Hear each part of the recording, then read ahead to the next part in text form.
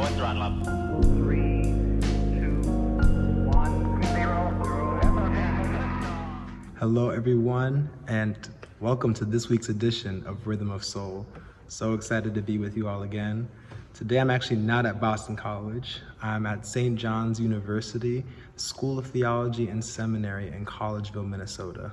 So happy to be back on campus. This was my undergrad, and I had the opportunity to take classes here at the SOT. So good to be back. Last night, I gave a talk at Praise in the Pub with Modus Ministries, a non-denominational organization on campus, student-led.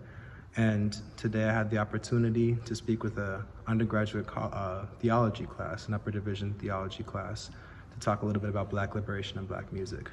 But for today's episode, we're going to talk a little bit about space.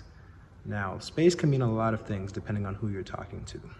If you're talking to theologians, they're oftentimes thinking about the spaces we occupy as human beings, whether that be church spaces, the theological academy, or maybe the spaces of our everyday life, whether that be the grocery store, different means of transportation, and thinking about the sacramentality and the Holy Spirit that permeates that.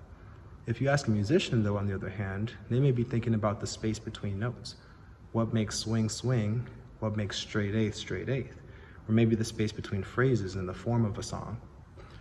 So on that same note, we're gonna turn to Wynton Marsalis. And Wynton Marsalis says that it's in the space where we feel. For instance, if I tell you, yo, I really love your sound, it's in that space after the phrase where you feel the emotional weight. You feel the message behind that. Now, if I were just to say, I love your sound, and also I wanted to say, like, if that moment's gone. And so how is the space inviting us to acknowledge the presence of the divine?